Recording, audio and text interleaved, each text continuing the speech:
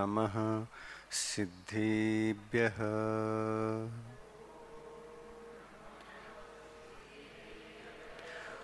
ॐ नमः सिद्धेभ्यः।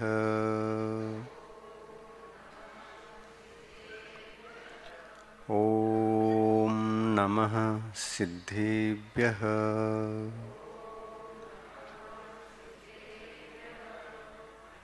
यार ज्ञानशक्तिकोटिसूर्यरन्नुमीरिदे मत्तो यार दिव्यध्वनियु लोकहितव ಮೂರು ಲೋಕದಲ್ಲಿ ಯಾರ ಕೀರ್ತಿ ವ್ಯಾಪ್ತವಾಗಿದೆ ಅಂಥ ದೇವರಲ್ಲಿ ನನ್ನ ತಲೆಯು ಬಾಗಿದೆ. ಅಂಥ ದೇವರಲ್ಲಿ ನನ್ನ ತಲೆಯು ಬಾಗಿದೆ. ಯಾರ ಜ್ಞಾನ ಪಾಪ ಕರ್ಮ ಗೆದ್ದು ಶುದ್ಧವಾಗಿದೆ ಅಮಿತವಾದ ಶಕ್ತಿಯಿಂದ ಸಕಲ ತತ್ವ ತಿಳಿದಿದೆ. ಲೋಕದಲ್ಲಿ ವೀತರಾಗ ಪೂಜ್ಯ ಪದವಿ ಹೊಂದಿದೆ. ಅಂಥ ದೇವರಲ್ಲಿ ನನ್ನ ತಲೆಯು ಬಾಗಿದೆ. ಅಂಥ ದೇವರಲ್ಲಿ ನನ್ನ ತಲೆಯು ಬಾಗಿದೆ. पंच परमेष्टि भगवान की जय हो। अहिंसा परमो धर्म की। आचार्य गुरुवर श्री विद्यासागर मुनि महाराज की आज की उत्तम तपो धर्म की, उत्तम संयम धर्म की प्ररूपणा के पश्चात उत्तम तप की प्ररूपणा होती है। यह क्रम विचारणीय है। उत्तम संयम की उपलब्धि, उस संयम की उपलब्धि के लिए जो बाधक तत्व था उसको हटाने के पश्चात संयम प्रकट हुआ। संयम प्रकट हुआ तो वह बाधक तत्व क्या था जो संयम का घात कर रहा था? जब इस प्रश्न पर विचार करते हैं तो रत्नकरंडक श्रावकाचार ग्रंथ के उस श्लोक पर हमारी दृष्टि जाती है। विषयाशा वशातीतो निरारंभो परिग्रह ज्ञान ध्यान तपोरक्तः तपस्वी स प्रशस्यते। इस श्लोक के भीतर समंतभद्र स्वामी ने यह कह दिया, उत्तम संयम की उपलब्धि के लिए साधु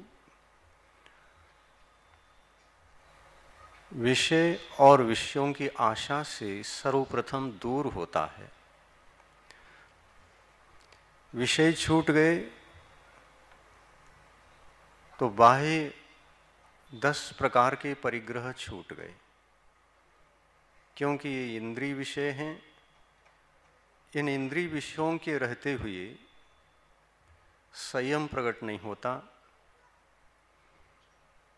और जब तक संयम प्रकट नहीं होता तब तक तपस्या करना व्यर्थ है। तपस्या संयम के उपरांत आना चाहिए। संयम सहित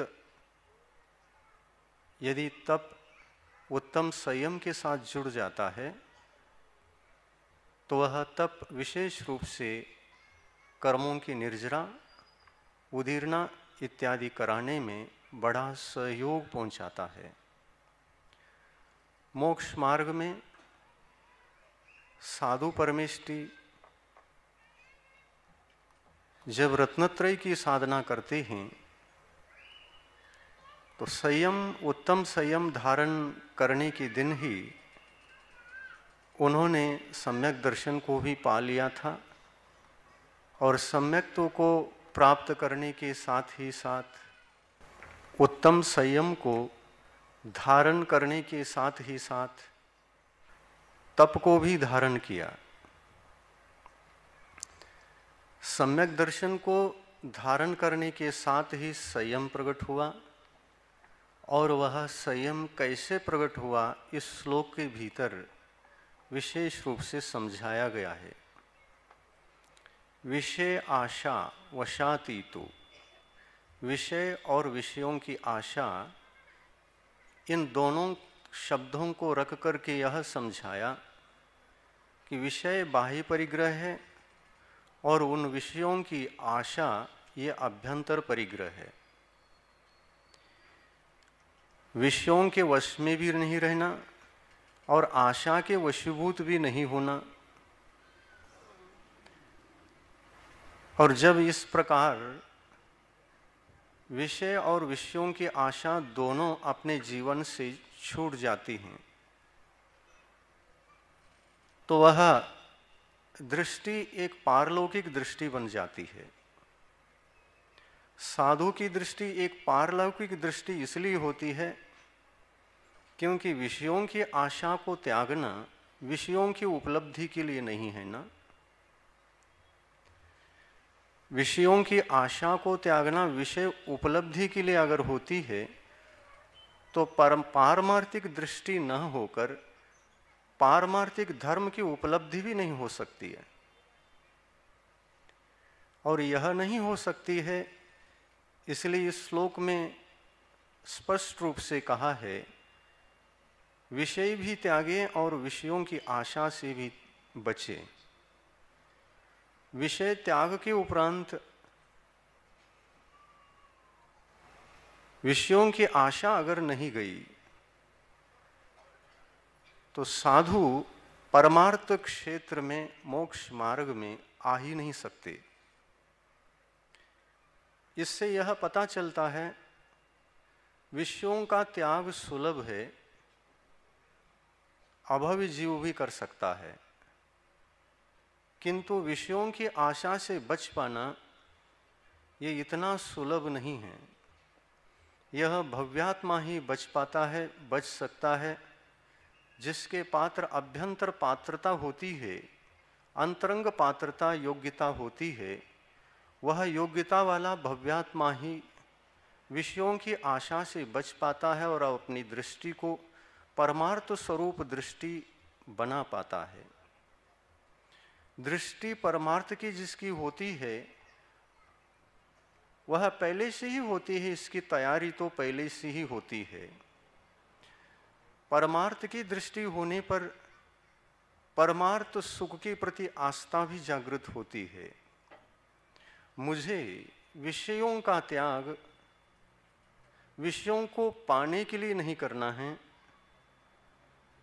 बल्कि मुझे विषयों का त्याग विषयों के प्रति जो आशा है, जो कषाय है, जिसको सर्वघाती के रूप में हमने अनादिकाल से जिनका अनुभव किया है, उनके त्याग के लिए ही मुझे विषयों का त्याग करना है।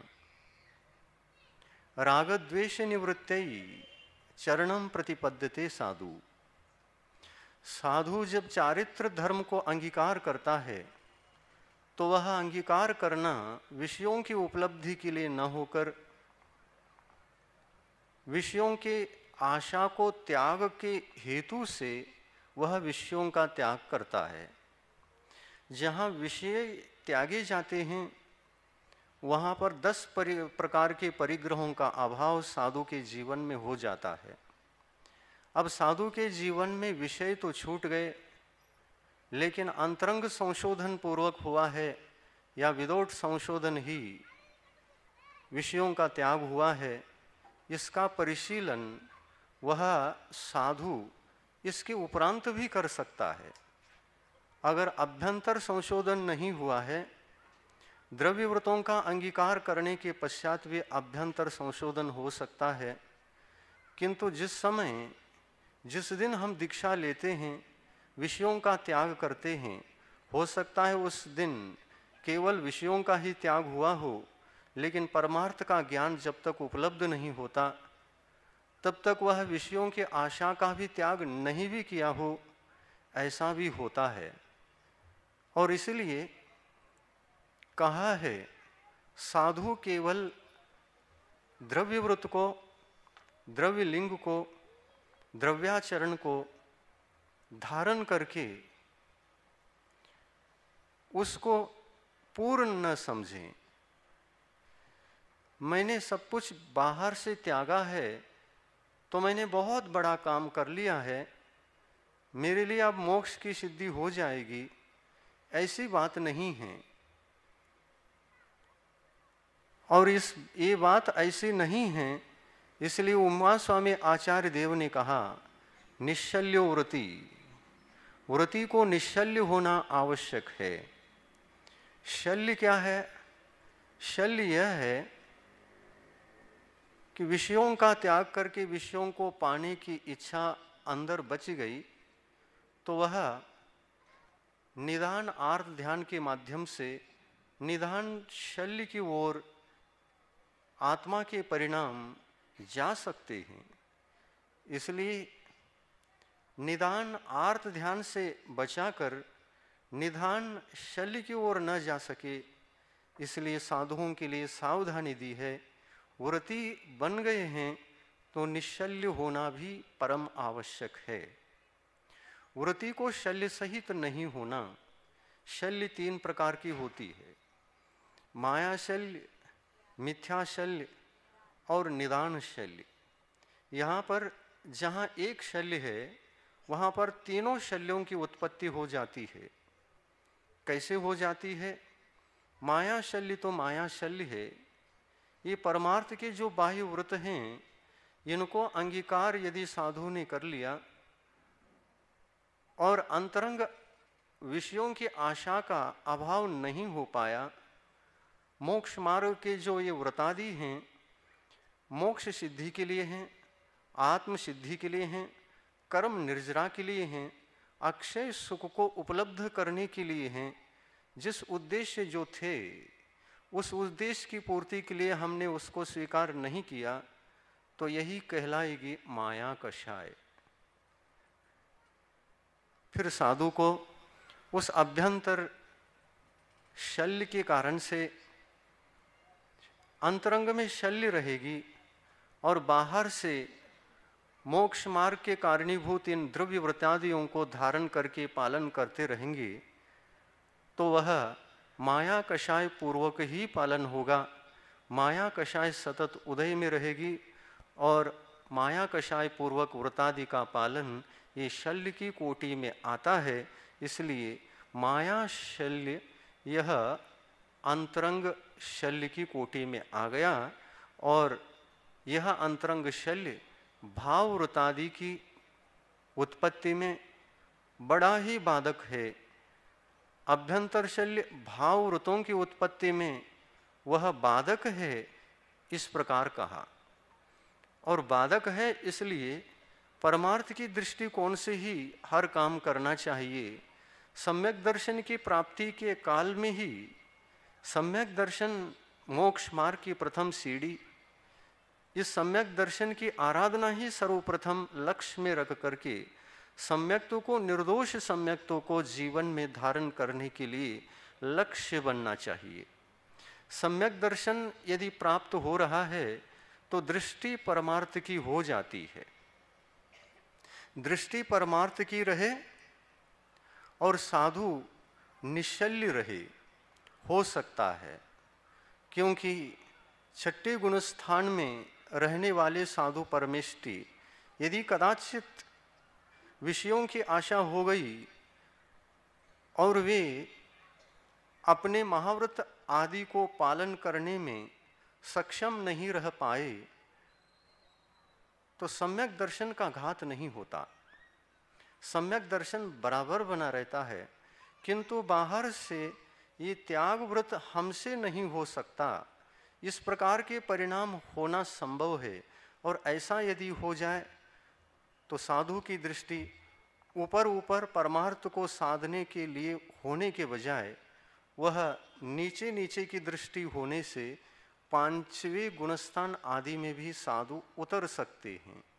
यदि एक देश परिग्रह की इच्छा हो जाए और मुनि व्रत संभालने के बजाय मुझे क्षुल्लक ऐलक व्रत ही सही है, ऐसा कह करके यदि साधु एक स्टेज नीचे भी उतरते हैं तो निश्चल्य ही रहते हैं, शल्य उत्पन्न नहीं होता।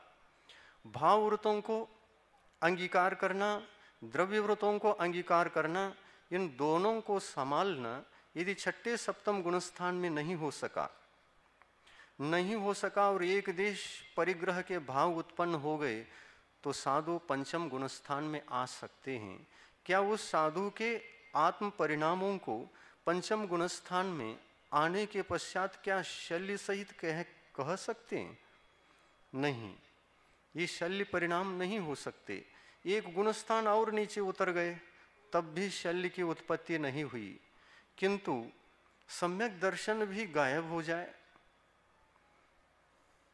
परमार्थ सुख के प्रति जो आस्था थी वह आस्था भी समाप्त हो गई और बाहर से जो भी बचा है, महाव्रत बचा हो या नहीं बचा हो, व्रत बचे हो या नहीं बचे हो तो भी सम्यक्त्व का घात होने के पश्चात साधु संसार मार्ग पर आ जाते हैं। मिथ्या दर्शन, मिथ्या ज्ञान और मिथ्या चारित्र ये संसार मार्ग है। सम्यक दर्शन, सम्यक ज्ञान, सम्यक चारित्र ये मोक्ष मार्ग है। मोक्ष मार्ग में रहने वाला साधु इसी रत्नत्रय को साधते हैं। रत्नत्रय को साधते समय निश्चल्य होते हैं, माया शल्य नहीं होती, मिथ्या शल्य नहीं है और निदान शल्य भी नहीं है। ये तीनों शल्य जहाँ पर पाए जाते हैं, साधु के पास एक भी रत्न नहीं हो सकता जो परमार्थ के कारणीभूत रत्न कहलाते हैं। सम्यक दर्शन, सम्यक ज्ञान, सम्यक चारित्र में से कोई भी रत्न शल्य के साथ नहीं हो सकते। और ये तीनों रत्न यदि हैं तो इन रत्नों के उत्पन्न होने के पश्चात ही, इन रत्नों का लाभ होने के पश्चात ही साधु उत्तम संयम के धारी कहलाते हैं। ये उत्तम संयम अभूतपूर्व संयम है। जीव ने इस उत्तम संयम को अनादिकाल से ग्रहण नहीं किया और यह संयम जीवन में जो आ गया, ये कैसे आ गया? उपवास करने से नहीं आया, ऊनोदर करने से नहीं आया, शरीर का ममत्व त्याग करने से नहीं आया। ऊनोदर करना, उपवास करना, वृत्ति परिसंख्यान इत्यादि ये बाह्य तप हैं। ये तप उत्तर गुण की कोटि में आते हैं। उत्तर गुण आने से पहले साधु के जीवन में मूल गुण आते हैं, आना चाहिए। जिस साधु ने रत्नत्रय को धारण नहीं किया, संयम धारण नहीं किया, उस साधु के जीवन में उत्तर गुण का पालन कार्यकारी सिद्ध नहीं होते। मिथ्या दर्शन के साथ, द्रव्य व्रतों के साथ, क्या केवल भाव व्रतों के बिना द्रव्य व्रतों के साथ अनशन, ऊनोदर इत्यादि बाह्य तपों को यदि तपते हैं तो क्या कर्मों की निर्जरा असंख्यात गुणित रूप से हो जाएगी? नहीं हो सकती। मूल गुण और उत्तर गुण, इन दोनों में से अति महत्वपूर्ण कौन सा है, ये चिंतन किया जाता है। मूल गुण और उत्तर गुण में से मूल गुण अत्यंत महत्वपूर्ण होते हैं। मूल गुणों की सुरक्षा के साथ, रत्नत्रय की सुरक्षा के साथ उत्तर गुण स्वरूप अनशन, ऊनोदर, वृत्ति परिसंख्यान, रस परित्याग, विविक्त शयासन, काय क्लेश इत्यादि, इसके माध्यम से हम क्या करते हैं? ये उत्तम तप है। उपवास करना उत्तम तप है, ऊनोदर करना उत्तम तप है, रस परित्याग करना उत्तम तप है। इस उत्तम तप की सिद्धि क्या मूल गुण के बिना हुई? नहीं हुई। मूल गुण संयम, उत्तम संयम मूल गुण है तो उत्तम तप उत्तर गुण है। मूल गुण कर्मों के संवर में निमित्त बनते हैं और उत्तर गुण विशेष कर्मों की उदीर न करके कर्मों का क्षय करने का माध्यम बना करके विशेष कर्मों को उदीरित करने के लिए बाह्य तप काम में आते हैं। उत्तम संयम के साथ जैसे उत्तम विशेषण जुड़ा हुआ है, उसी प्रकार उत्तम तप के पीछे भी उत्तम शब्द जुड़ा हुआ है। यह उत्तम कब हो सकता है, इस पर विचार करें। आज का प्रसंग उत्तम तप का प्रसंग है, और यह उत्तम तप उत्तम कहलाने के लिए उसके पीछे क्या क्या भूमिका चाहिए, कैसा यह उत्तम तप हो, उसकी भूमिका के रूप में उसके जड़ में क्या क्या विशेषताएं होना और आवश्यक है उत्तम तप के लिए। तो कहा है उत्तम तप रत्नत्रय को धारण किए बिना उस तप को उत्तम तप कह ही नहीं सकते। ऐसा कहें क्या, उत्तम तप का मतलब एक उपवास करते थे वो अनुत्तम था, 2 करने लगे थोड़ा सा उत्तम हुआ, 10 करने लगे तो अति उत्तम हो गया। उपवास की क्वांटिटी को लक्ष्य में रख करके उत्तम कहें? नहीं कह सकते।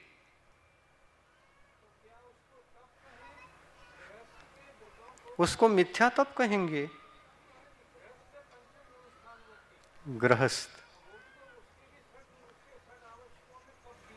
हाँ किया है ना। नहीं, ये संयमी, उत्तम संयमी की बात चल रही है।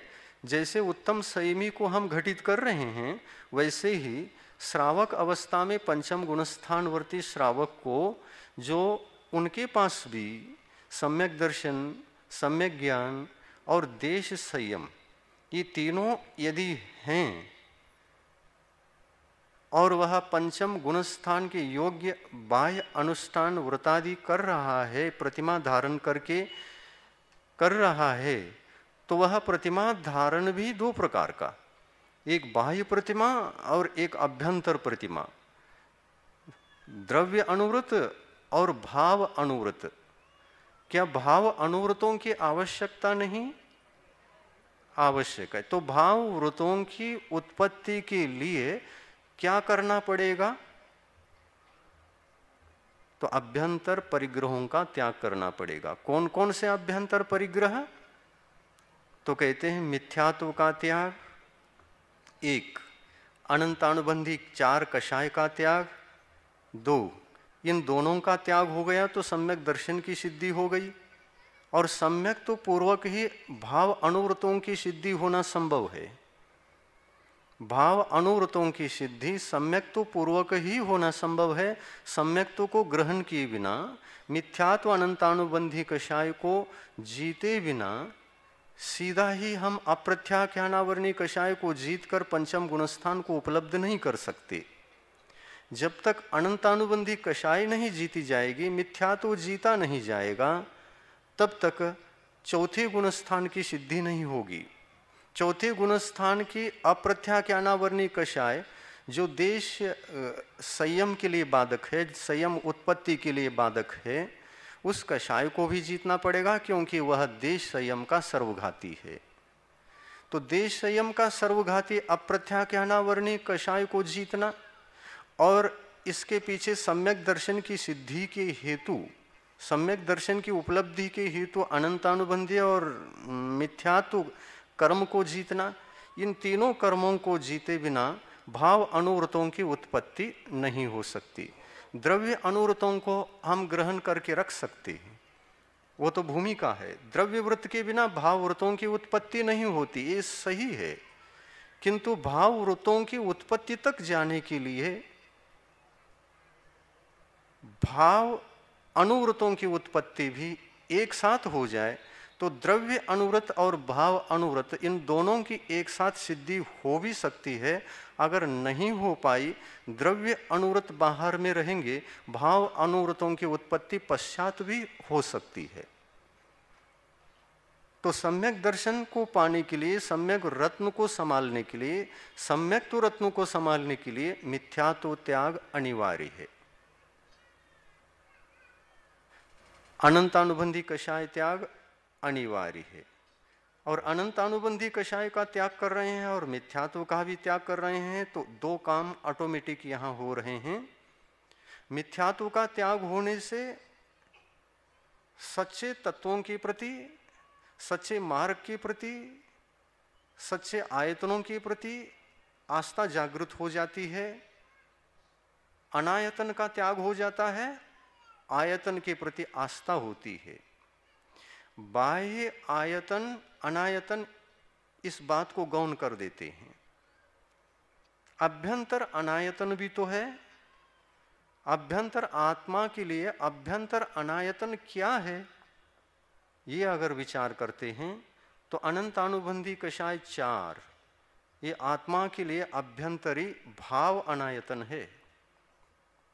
और मिथ्या दर्शन का उदय यह भी आत्मा के लिए सम्यक दर्शन की उत्पत्ति का बाधक है, तो यह आत्मा के लिए अभ्यंतरी अनायतन है। तो मिथ्यात्व और 4 अनंतानुबंधी कषाय ये आत्मा के भाव अनायतन हैं। और ये भाव अनायतन जब तक रहते हैं, द्रव्य आयतनों का सहारा लेने पर भी जीव सम्यक दृष्टि नहीं हो पाता। कितने ही जीव परमार्थ देव शास्त्र गुरु की आराधना करते हुए उनसे भी कामना करते हैं, भौतिक सुखों की कामना। मंदिर जाते हैं, क्षेत्रों, बड़े बड़े क्षेत्रों पर जाते हैं। आजकल देखने को मिलता है बड़े बड़े क्षेत्रों पर लोग अपने मनोकामना को पूर्ण करने के लिए तीर्थ यात्रा करते हैं और वहां पर जाकर के मनौती करते हैं वीतराग भगवान से, जैसे महावीर जी आदि तीर्थ क्षेत्रों पर भी होता है। बहुत लोग पहुंचते हैं वहां।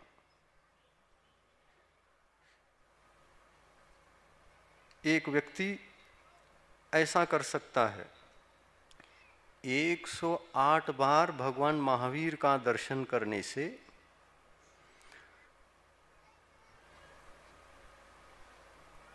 फलाने फलाने मनोकामना की पूर्ति मेरी हो जाती है। ये उनके दिमाग में बैठ गया। अब वो गलत बैठा हुआ है। अब 108 चक्कर लगाता है और प्रति चक्कर में वह समय को भी देखता रहता है, कितने हो गए और कितने घंटे में हमको करना है। उनको कोई परमार्थ से कोई रुचि नहीं है, कोई मतलब नहीं है। भौतिक सुख मिलना चाहिए और भगवान हमको भौतिक सुख देते हैं, इसलिए इनकी प्रदक्षिणा हम लगाते हैं। तो भौतिक सुखादि की आस्था रखते हुए, क्षणिक सुख की आस्था रखते हुए 108 बार, 1008 बार यदि प्रदक्षिणा लगा रहा हो, तो वह आयतन, भगवान महावीर तो आयतन है, आयतन की ही प्रदक्षिणा लगा रहा है।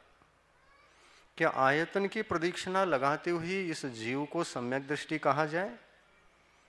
नहीं कह सकते। बाहर में आयतन स्वीकृत हैं, लेकिन भीतर के अनायतन नहीं गए। मिथ्यात्व और 4 कषाय अनंतानुबंधी के, इनका विसर्जन नहीं हुआ तो बाहर का आयतन भी सम्यक दर्शन की सिद्धि में कोई कार्यकारी सिद्ध नहीं होता। अंतरंग के अनायतन ही प्रमुख हैं। ये अनायतन, अंतरंग अनंतानुबंधी कषाय संबंधी अनायतन जब तक है, तब तक जीव को परमार्थ सुख के प्रति आस्था जग नहीं सकती, कामना छूट नहीं सकती। आस्था को डगमगाया जाता है अनंतानुबंधी के उदय के कारण से, मिथ्यात्व के उदय के कारण से। मिथ्यात्व से आस्था डगमगा जाती है। परमार्थ सुख उपादेय लगने की बजाय भौतिक सुख उपादेय जैसा लगने लगता है, और वह भौतिक सुख ही सुख है ऐसी जो मान्यता है, उसको साकार करने के लिए फिर कामना करता है। इस कामना में अनंतानुबंधी कषाय का सहयोग मिलता है। इस प्रकार से मिथ्यात्व के उदय से और अनंतानुबंधी कषाय के उदय से जीव भीतरी अनायतनों का त्याग नहीं कर पाता। बाहर में आयतनों की उपासना भले ही कर रहा हो, 1008 प्रदक्षिणा दे करके तीर्थ यात्रा करके भले ही लौट रहा हो, लेकिन बाहरी आयतन आयतन है, लेकिन भीतरी आत्मा के पास विद्यमान जो अवस्था है वो अनायतन की अवस्था है। तो ये संशोधन, आत्म संशोधन करके ही हम आगे बढ़ सकते हैं, अन्यथा सम्यक दर्शन की सिद्धि नहीं होती। इस प्रकार यह केवल अनुवृत्तियों के लिए ऐसा होता है ऐसा भी नहीं, महावृत्ति के परिणाम भी भीतर में तो भाव अनायतन बैठे हुए हैं और बाहर से स्वयं आयतन का रूप धारण करके त्याग तपस्या में लगे हुए हैं। मासोपवासी भी हो सकते हैं और ये मासोपवास कर्म निर्जरा का कारण बने तो बन सकता है क्या? नहीं सकता। द्रव्य संयम सुरक्षित है, भाव संयम का अभाव है। स्वयं यह दिगंबर अवस्था आयतन स्वरूप है। दिगंबरत्व की अपेक्षा से देखें तो आयतन तो है ही, स्वयं आयतन स्वरूप हैं, लेकिन अंतरंग में विषयों की आशा यदि विद्यमान है, विषयों के पाने के लिए ही ये त्याग तपस्या अगर अंगीकार कर चुके हैं, तो यहाँ पर ख्याति, लाभ, पूजा का प्रसंग आता है। जीव को क्या चाहिए? जीव को ये चाहिए, ऐसा लग रहा है, अपरिग्रह महाव्रत की वजह से इतना महान त्याग और इतने मासोपवास आदि उत्तम तप के माध्यम से क्या मिले? पुण्य, और पुण्य के फल में अपेक्षा होती है, उसकी सिद्धि के लिए सब कुछ करता है।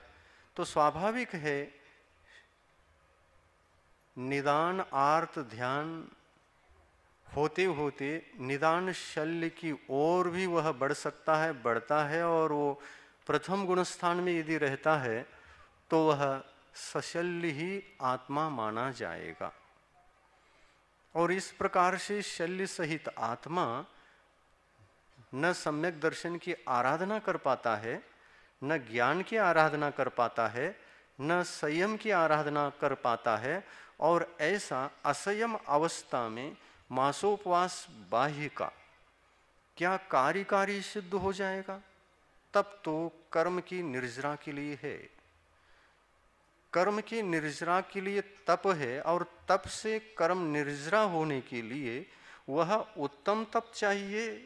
क्या मिथ्या तप भी चलेगा? हाँ, ये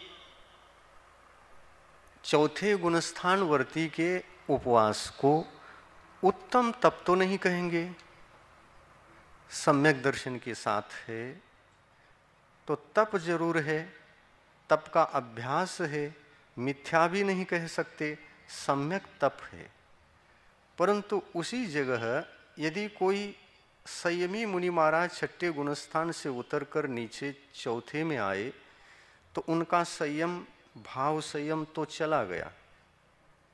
अब भाव संयम संवर का कारण है, और यह मुद्रा जो है महाव्रत की मुद्रा है।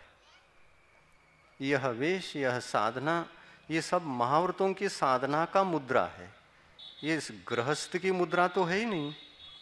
अब इनके पास द्रव्य महाव्रत है, चौथे में आए हैं, और भाव महाव्रत है ही नहीं, और एक तरफ मासोपवास है। तो द्रव्य संयम होना और उसके साथ भाव संयम का न होना ये दर्शाता है कि वह संयम सम्यक नहीं, उत्तम नहीं, सम्यक नहीं, उत्तम नहीं। तो भाव संयम के अभाव में द्रव्य संयम भी मिथ्या संयम है, यही कहा जाएगा। सम्यक दर्शन यद्यपि उपलब्ध है, असंयम भाव असंयम के हो चुके हैं, और द्रव्य महाव्रत आदि सुरक्षित हैं, और उसके साथ साथ अनशन आदि उत्तर गुण भी पाए जा सकते हैं।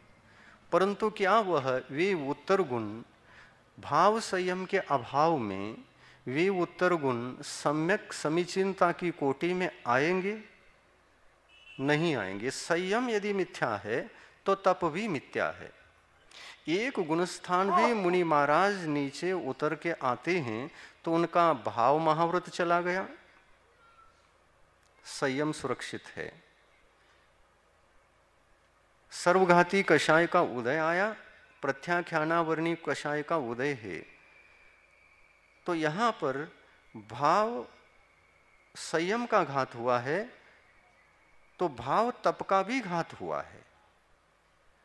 भाव संयम भाव तप दोनों का घात होने पर, भाव संयम भाव तप इन दोनों का घात होने पर वह भाव के अभाव में द्रव्य जो भी है वो फलदायी सिद्ध न होने से, अथवा वे बाह्यव्रतादि कर्म निर्जरा और कर्म संवर के लिए जो उनकी स्थिति है, महावृत्ति की स्थिति है, महावृत्ति की स्थिति तो छठे सप्तम गुणस्थान वाली स्थिति है, और छठे सप्तम गुणस्थान के योग्य जो संवर और निर्जरा आदि होना चाहिए, एक गुणस्थान नीचे आने के बाद बाह्य महाव्रत होने के पश्चात भी वहाँ पर जितने कर्मों का संवर होना चाहिए था वो है ही नहीं, वो है ही नहीं, और वो नहीं है, और उतना संवर यह करा नहीं रहा है संयम और तप, इसलिए उसको मिथ्या की कोटि में रखा है।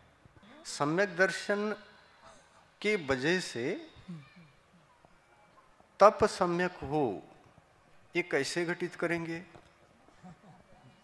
संयम के साथ, द्रव्य संयम के साथ भाव संयम, भाव संयम द्रव्य संयम को समीचीन कर देता है।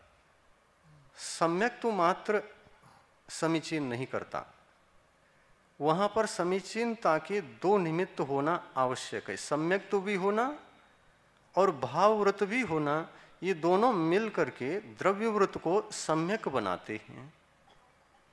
और सम्यक बनाते हैं इसलिए ऐसे द्रव्यव्रत जो सम्यक्तु से भी सहित है और भाव संयम से भी सहित है, ये दोनों मिल करके छठे सप्तम गुणस्थान के योग्य संवर और निर्जरा को दिलाते हैं। इस अपेक्षा से वह द्रव्यव्रत समीचीनता की कोटि में छठे सप्तम गुणस्थान में रहते हुए ही समीचीनता की कोटि में रहेंगे। नीचे के आने पर, नीचे गुणस्थानों में आने पर समीचीनता का विघात होगा। अब लेकिन फिर भी महाराज जी मिथ्या तप तो नहीं कहलाएंगे, पंचम गुणस्थान तो है।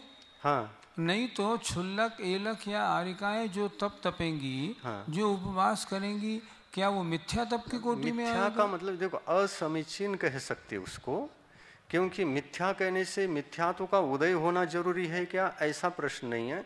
सम्यक दर्शन उपस्थित होने के बाद भी वह तप जो है, द्रव्य महाव्रत, ये जो छठे सप्तम गुणस्थान के व्रत हैं द्रव्य, ये व्रत तो छठे सप्तम गुणस्थान के हैं बाह्य व्रत, और अभ्यंतर परिणति विकृत होने से, परिणामों की अशुद्धि होने से पंचम गुणस्थान या चौथा गुणस्थान हुआ। सम्यक तो सुरक्षित है दोनों में, लेकिन भाव महाव्रत का घात तो माना ही जाएगा।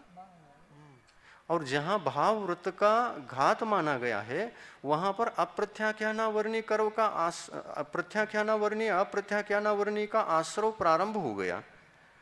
तो वह द्रव्य महाव्रत जो इनके संवर का कारण था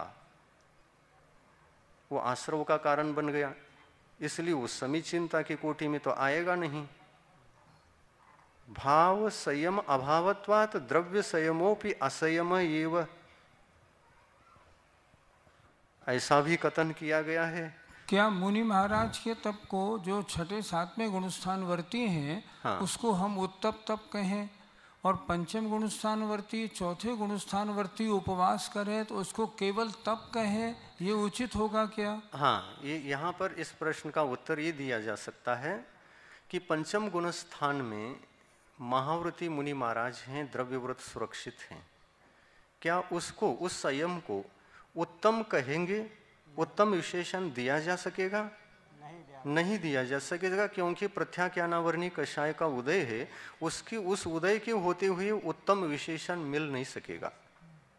छठे सप्तम गुणस्थान में ही ये उत्तम विशेषण क्यों मिला? उसका कारण ये दो कषाय हैं, अप्रत्याख्यानावर्णी कषाय और प्रत्याख्यानावर्णी कषाय। जैसे संयम उत्तम हुआ सर्वघाती के संपूर्ण अभाव होने से, मिथ्यात्व का अभाव, अनंतानुबंधी कषाय का अभाव, अप्रत्याख्यानावर्णी कषाय का अभाव, प्रत्याख्यानावर्णी कषाय का अभाव, इन सब का अभाव होने पर ही उस संयम को, छठे सप्तम गुणस्थान वर्ती संयम को उत्तम विशेषण जुड़ा। अन्यथा पंचम गुणस्थान में रहते हुए प्रत्याख्यानावर्णी कषाय के उदय होते हुए यदि उसको भी उत्तम संज्ञा देंगे तो तप को भी उत्तम कहना पड़ेगा, और दोनों को उत्तम संज्ञा देंगे तो निर्जरा तो वहाँ पर प्रत्याख्यानावर्णी कषाय की भी निर्जरा होना चाहिए, उसका संवर भी होना चाहिए, जबकि उदय है पंचम गुणस्थान में, उनका उदय है। अब एक गुणस्थान नीचे आ गए तो भी सम्यक दर्शन सुरक्षित है, अप्रत्याख्यानावर्णी कषाय का उदय हुआ, और यहाँ पर तो फिर आश्रव तो यहाँ पर आठों का होने लगा। अप्रत्याख्यानावर्णी 4 का भी आश्रव चल रहा है, प्रत्याख्यानावर्णी 4 का भी आश्रव चल रहा है। इन सर्वघातियों का आश्रव रहते हुए क्या उस तप को चौथे गुणस्थान में, मुनि के उस तप को क्या उत्तम विशेषण कहा जाएगा? अब श्रावक की बात अलग है, श्रावक के व्रतों की बात अलग है, इसके साथ तो उत्तम विशेषण लगता ही नहीं है। ये संयम उत्तम संयम वाला संयम नहीं है, देश संयम, क्योंकि असंयम के साथ में है, और चौथे गुणस्थान में तो केवल सम्यक दर्शन है, संयम का अंश मात्र भी नहीं है। तो चतुर्थ गुणस्थान वर्ती भी तप कर रहा है और पंचम गुणस्थान वर्ती भी तप कर रहा है। ये प्रश्न आता है सामने कि इन दोनों तपों को क्या कहें हम? तो हम यही कह रहे हैं, उत्तम नहीं है। चौथे गुणस्थान का तप भी उत्तम नहीं और पंचम गुणस्थान का तप भी उत्तम तप की कोटि में नहीं आएगा। तो किसके कोटि में आएगा? यथा गुणस्थान, गुणस्थान के अनुसार, गुणस्थान के योग्य वह तप उस गुणस्थान के संवर निर्जरा के लिए जरूर कारण बनेगा, परंतु उत्तम विशेषण दिया नहीं जाएगा। ये जैन दर्शन की बड़ी गहरी व्यवस्था है।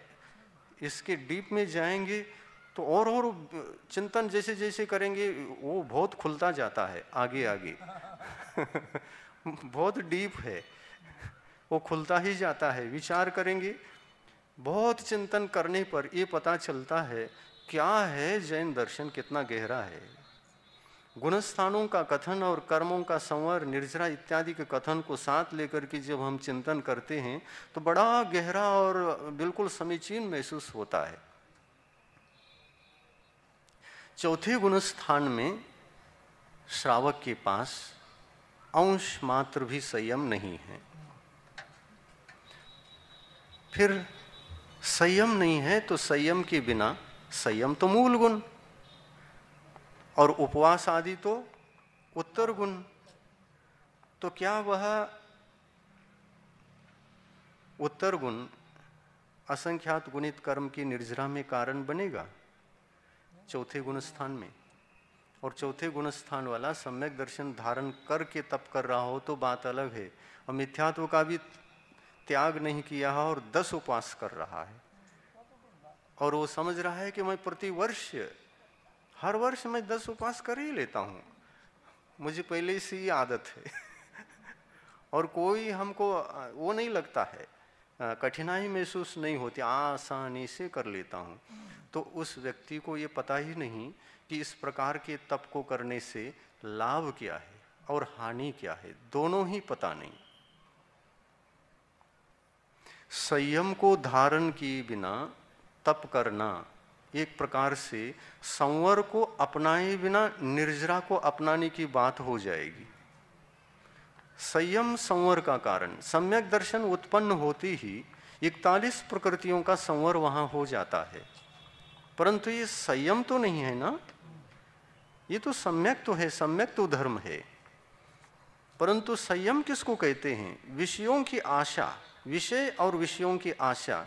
एक देश भी छूट जाए तो देश संयम आ सकता है, देश संयम हो सकता है। और इस देश संयम के पश्चात कुछ तप भी हम करें, इसकी जिज्ञासा भी हम कर सकते हैं, इसकी आशा भी हम रख सकते हैं। तो प्रतिमाधारी तप करता है, उपवास करता है, बहुत ज़्यादा उपवास करता है, तो उनके लिए तो निर्जरा के लिए कारण बन सकता है, क्योंकि देश संयम है। देश संयम भाव संयम के साथ वो भी हो तो निर्जरा का कारण। और ऊपर से प्रतिमा अनुव्रत आदि धारण किया है और चौथे गुणस्थान में बैठा है, ऐसा भी हो सकता है। वहां पर तप करेंगे तो फायदा क्या है?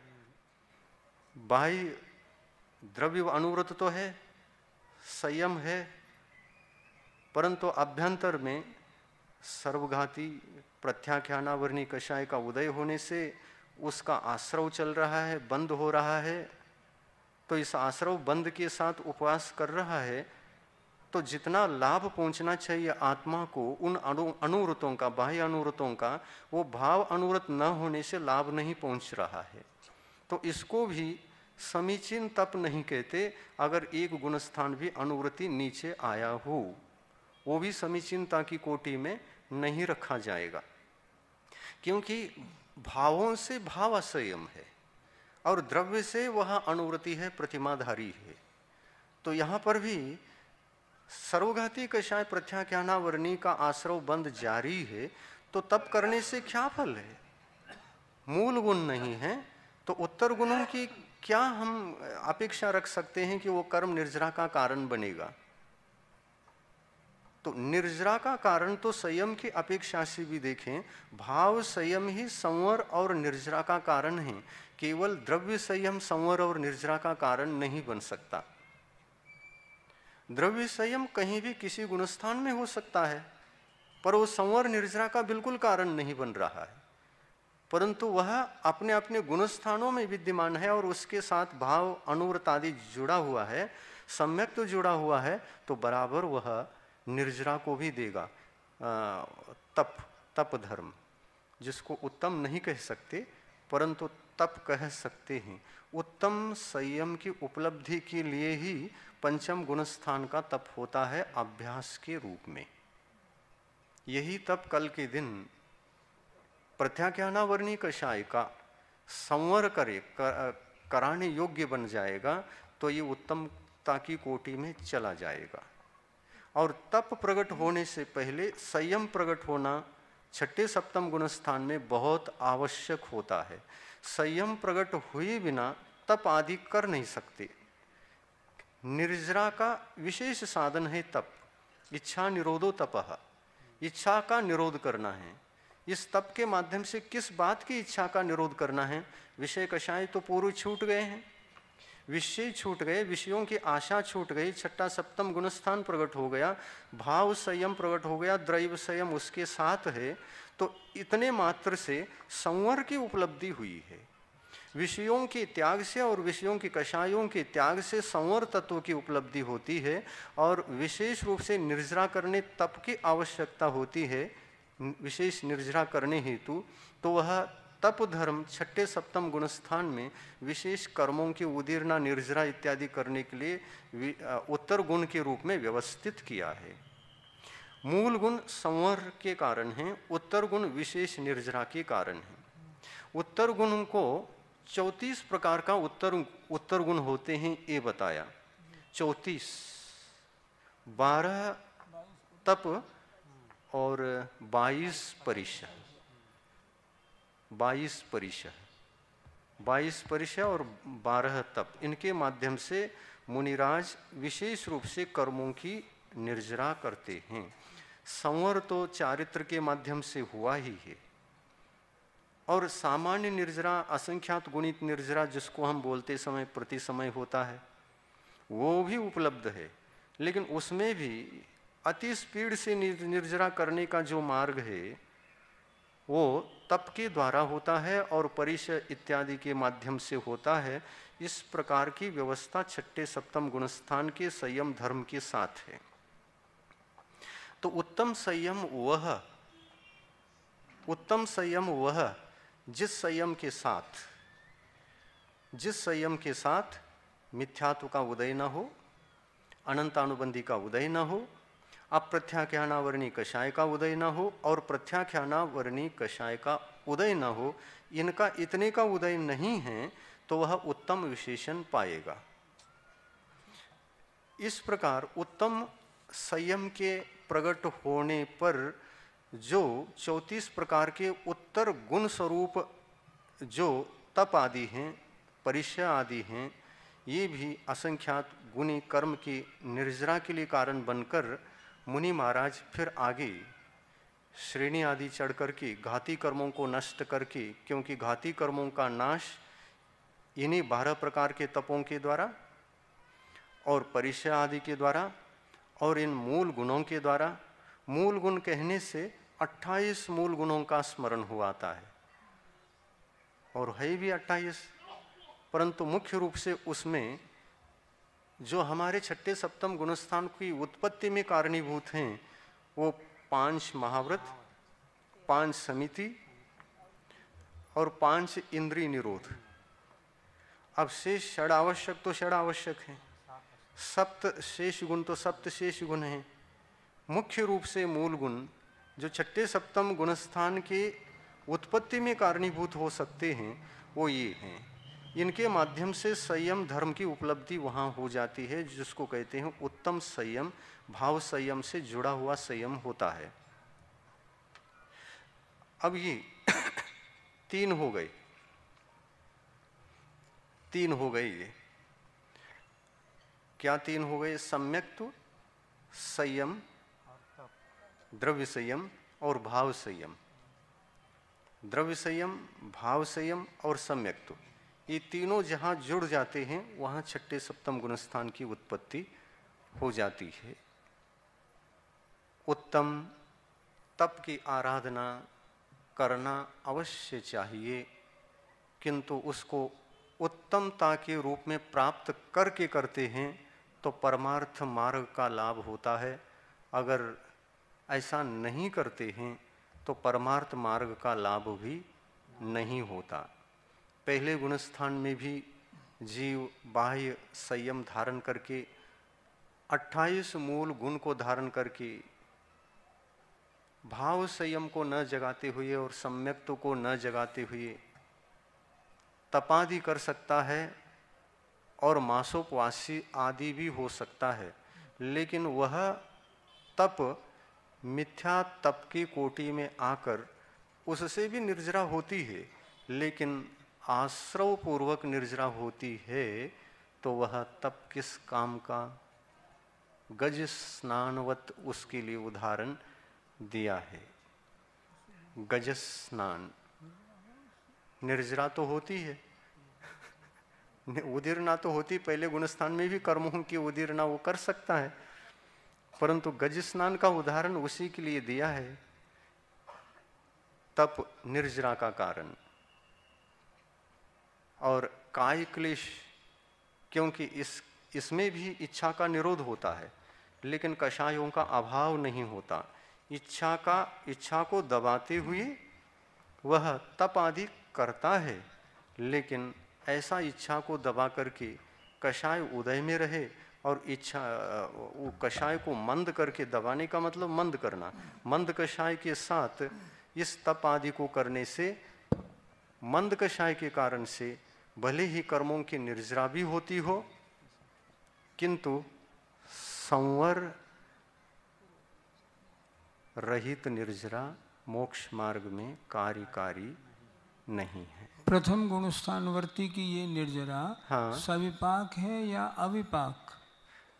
अविपाक तो नहीं हो सकती, सविपाक है। सविपाक निर्जरा ही है। हाँ, वो तो है ही, सामान्य रूप से है। अनशन और उपवास ये 2 शब्द हैं। इन दोनों शब्दों के अर्थ को पहले समझें। अनशन को हम उपवास कह देते और उपवास को भी अनशन मान लेते हैं। सामान्यतः हमारी ये मान्यता चलती है कि उपवास ही अनशन है और अनशन ही उपवास है।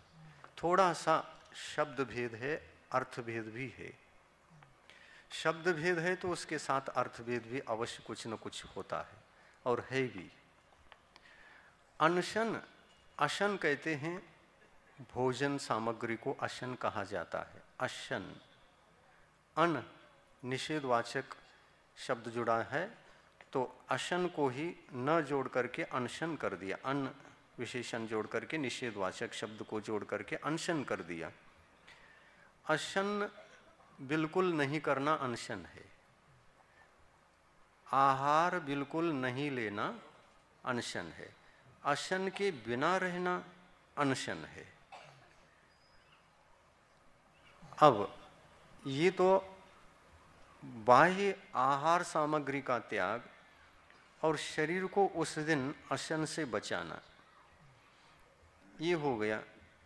उपवास क्या चीज है?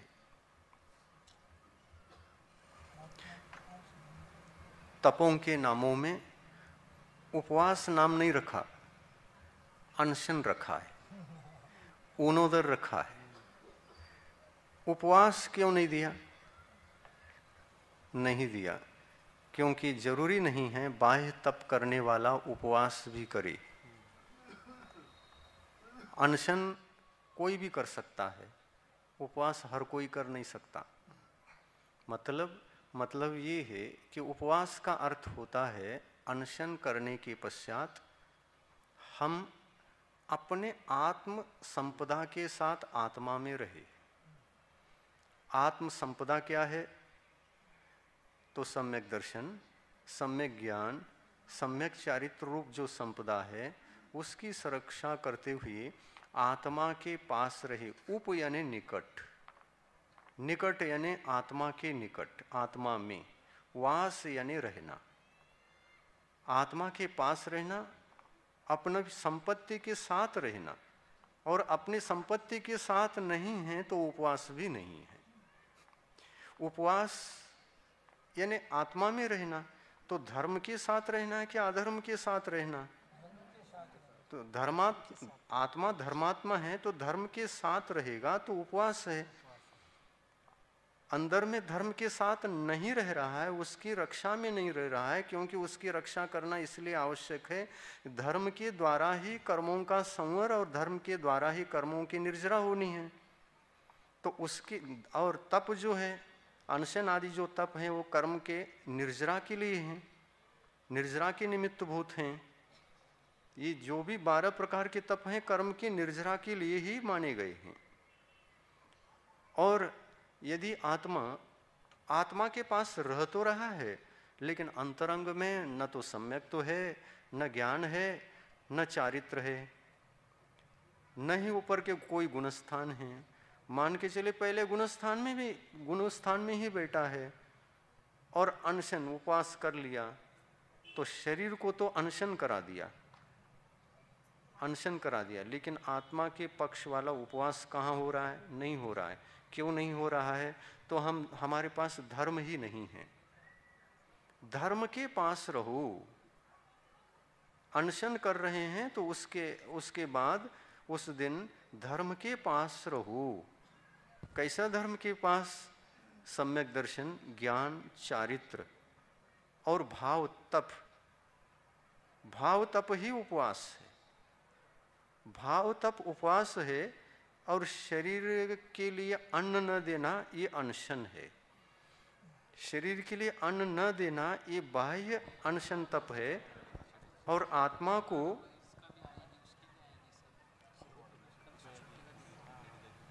संयम के साथ रखना, उस संयम से जितने कर्मों का संवर और निर्जरा आदि होना चाहिए उसके साथ रहना, उस संवर के साथ, उस निर्जरा के साथ रहना, ये भाव तप है। भाव तप के बिना भी द्रव्य तप किया जा सकता है। अगर अपने पास दर्शन ज्ञान चारित्र नहीं है तो संवर भी नहीं, निर्जरा भी नहीं, और फिर अभ्यंतर में आकर के रहते हैं तो फिर अधर्म के साथ रहते हैं, अधर्म के साथ रहते हैं तो फिर उपवास नहीं करते हैं, उपवास वहाँ पर नहीं है, क्योंकि उपवास के माध्यम से ही विशेष निर्जरा होती है। अनशन उस उपवास का साधन है, अनशन उस उपवास का साधन है, और क्योंकि अनशन के माध्यम से कष्ट की अनुभूति तो होती है, और उस कष्ट को समता से धारण करके अभ्यंतर में संयम जनित विशुद्धि को बरकरार बनाए रखना और समता के साथ रहना, आत्मचिंतन करते हुए आत्मा के पक्ष में, धर्म के पक्ष में रहना, ये उपवास कहलाता है। अनशन करते हैं तो उपवास भी करना चाहिए। आप लोग समझ रहे हैं? समझ में आ रहा है? अनशन करते हैं तो उपवास भी करना चाहिए।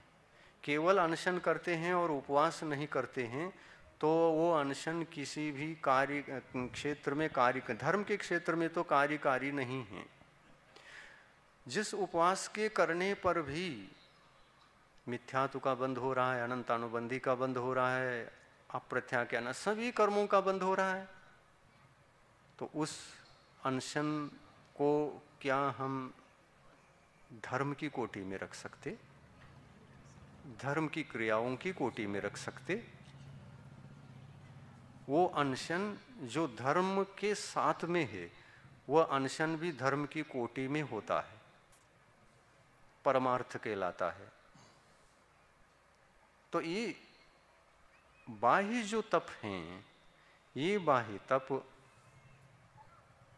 हमारे जीवन में विशेष रूप से अभ्यंतर तप की सिद्धि के लिए ही होते हैं, अभ्यंतर तप की वृद्धि के लिए होते हैं, क्योंकि अनशन आदि के माध्यम से हमारी सहनशीलता बढ़ती है। अनशन के माध्यम से सहनशील बनने का अवसर प्राप्त होता है। सल्लेखना के काल में हम सब कुछ छोड़ते हैं, लास्ट में अन्नादि पदार्थ को भी त्याग करके सल्लेखना लेते हैं। वह अंतिम उत्कृष्ट अनशन तप है। इस बाह्य तप के साथ और अभ्यंतर तप, भाव तप के साथ और संयम के साथ जब हम प्राण छोड़ते हैं तो पंडित मरण की सिद्धि हो जाती है। इसलिए कहा है साधु को, आकस्मिक रूप से भी कभी कोई आपत्ति काल आ गई और मरण का काल निकट हो गया, तो उस समय साधु को अत्यंत सावधानी पूर्वक विचार कर लेना चाहिए और अन्न आदि पदार्थ को भी त्याग करके सल्लेखना ग्रहण करना चाहिए, ये कहा। 2 प्रतिमाधारी महिला है, हाँ, गुणस्थान भी 5वां है। आज का उसने अनशन उपवास रखा है, दिन भर घर गृहस्थी के काम में लगी रहती है, तो उसका उपवास नहीं माना जाएगा? हाँ, उपवास के दिन देखो, गृहस्थ धर्म में रत्नगढ़ श्रावकाचार आदि ग्रंथ में पढ़ो, आपको समझ में आएगा। जिस दिन उपवास होता है उस दिन सांसारिक क्रियाकलापों से हम बचे, ये उपवास की सफलता है। और यदि सांसारिक क्रियाकलाप करते हुए ये सब करते हैं तो कर्म बंध तो होगा ही होगा। उपवास एक धर्म की क्रिया है, संवर का कारण है, शुभोपयोग की प्रक्रिया है।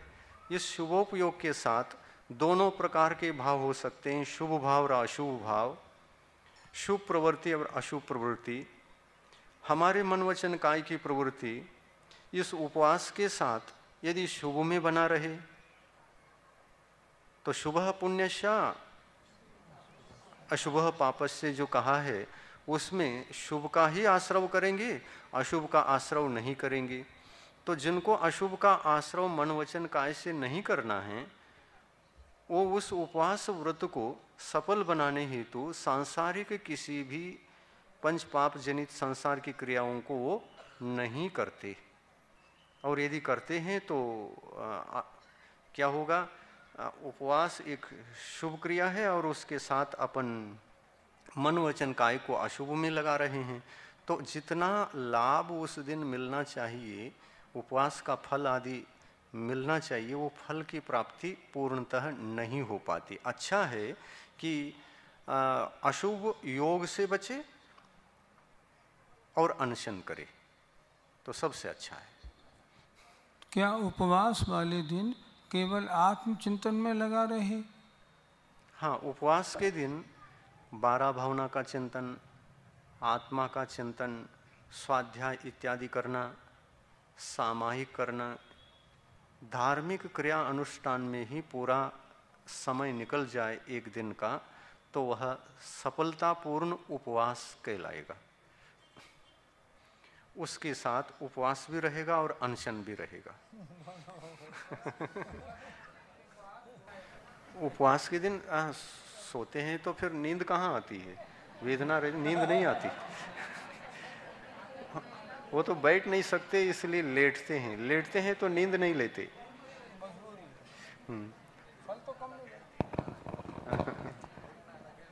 नींद लेना अलग है, लेटना अलग है। तो लेटना तो एक आकुलता के शमन के लिए है, आकुलता को दूर करने के लिए रेस्ट लेते हैं तो लेते हैं, लेना भी चाहिए। शरीर को ज़्यादा कष्ट दोगे तो परेशानी हो सकती है, संभालना चाहिए। शक्तितस त्याग और शक्तितस तप, यही करना उचित है।